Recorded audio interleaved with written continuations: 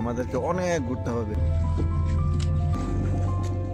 ছোটবেলায় সাধারণ জ্ঞান পড়তে গিয়ে ব্রজেন দাসের নাম কম বেশি সবাই শুনেছেন।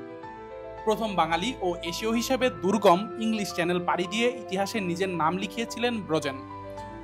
1987 সালে সবশেষ কোনো বাংলাদেশি ইংলিশ চ্যানেল জয় করার 38 বছর পর আবারও লাল সবুজের প্রতিনিধি হিসেবে গড়ে 120 মিটারেরও বেশি গভীরতার এই প্রণালী পাড়ি দিয়েছেন মাহফিজুর রহমান সাগর ও নাজমুল হক হিমেল। 1958 সালে প্রথম বাঙালি হিসেবে ইংলিশ চ্যানেল পাড়ি দিয়ে ইতিহাসে অমরত্ব লাভ করেন ব্রজেন দাস।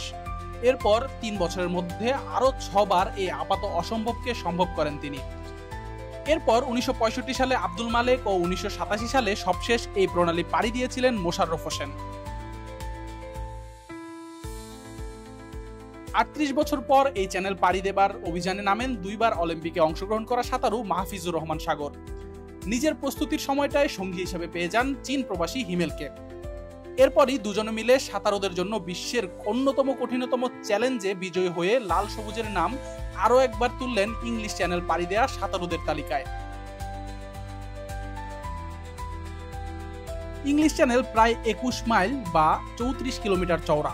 এটি পাড়ি দিতে প্রায় 7 থেকে 14 ঘন্টা পর্যন্ত সময় লাগতে পারে।